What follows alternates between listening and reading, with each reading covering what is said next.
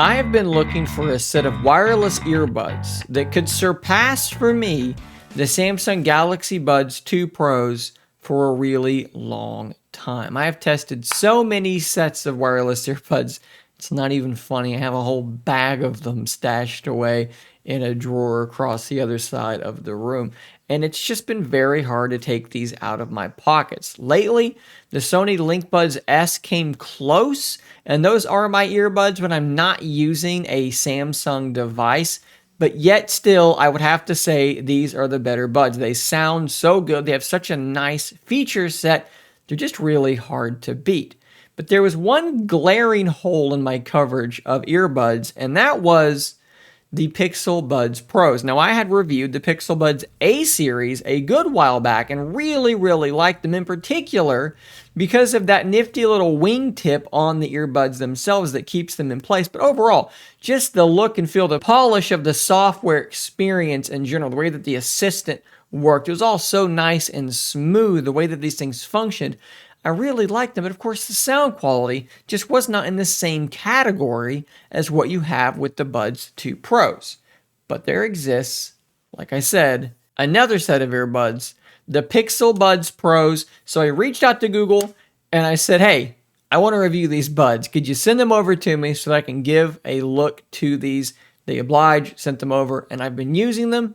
And boy, do I have a lot of thoughts. These things have really impressed me. Let's jump into first the unboxing process. Got a couple of quick notes there, and then we're going to talk about the experience of using these things. Of course, we've got our Pixel 7 Pro here to test them on, and the Pixel Buds Pro here, active noise cancellation, which is a big thing for me, pass-through mode and all that stuff. Not really much on the packaging at all. So we're just going to peel these things off and see what we've got. Now, I'm a little bit bummed out that one of my, like I said, my favorite things about the A series, this little wingtip, that is not a thing on these buds. I feel like that's going to be a big miss for me because those things stayed in my ears better than almost any other set of earbuds I've ever used. So they do look really similar to the A series. They're a little bit wider, but other than that, almost identical, black instead of gray, and these are the charcoal ones, and they do look pretty good. Let's pop them out here, and let's see. The shape is actually kind of interesting to these. I'm not sure how well you're going to be able to see this, but they're kind of almost bean-shaped in a way. They taper almost like an odd, almost like a misshapen bird's egg, and then, of course, you got your ear tip there. Very interesting in terms of the design. So let's take a look at this app experience real quick. It's actually quite good, but the first thing you're gonna want to do is you're gonna wanna scroll down, and I believe it was under more settings, and then do that firmware update. It is hugely important because it's going to add the full equalizer, which you're gonna wanna have because the sound out of the box kind of let me down. I was a little disappointed.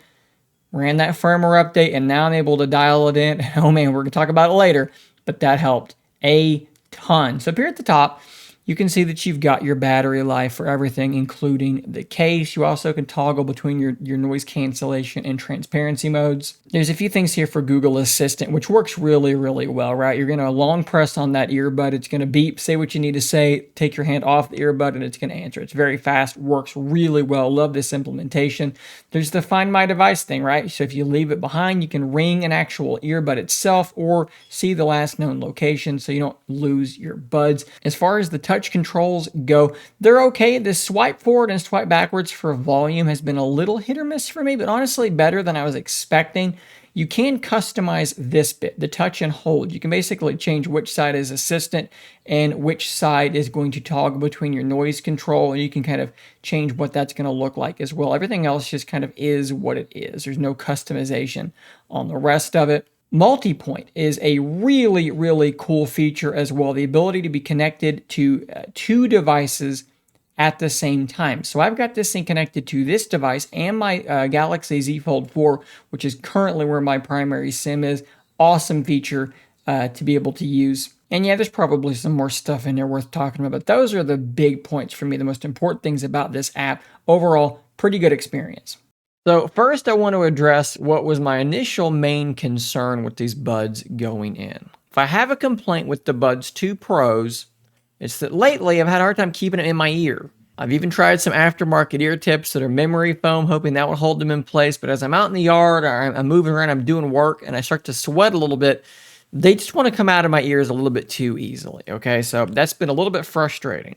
And when I think back to the A series, the thing that I loved about them the most was that wingtip, that little tip there that, like I said earlier, held them in my ears so incredibly well. And with the Pros, you don't have that wingtip anymore, right? So I was concerned that these were going to be a similar experience to the Buds 2 Pros in that they were going to just start falling out of my ears. You can see there that they have a slightly different shape from one another.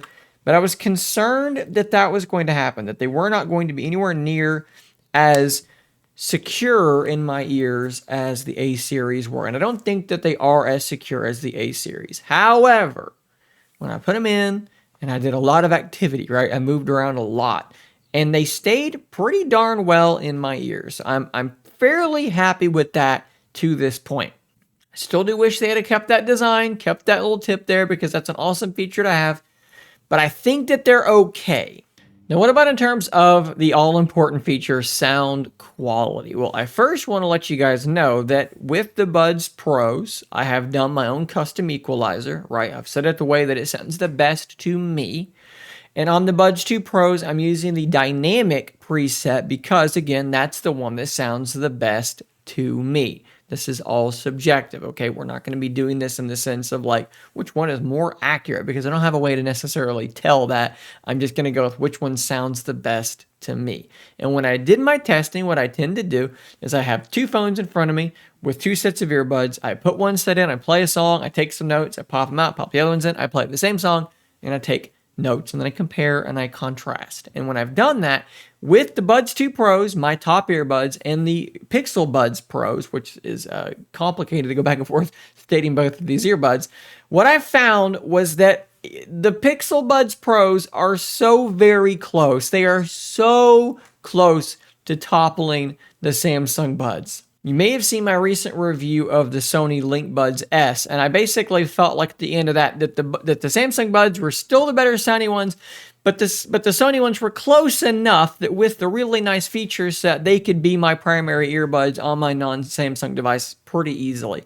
The Pixel Buds do sound better than the Sony Buds, and I think that depending on the song, they actually sound as good as, if not better, than the Samsung Buds. With the dynamic preset, you get a lot of punch, you get a lot of crispness, but sometimes the high end gets this unpleasant hiss to it.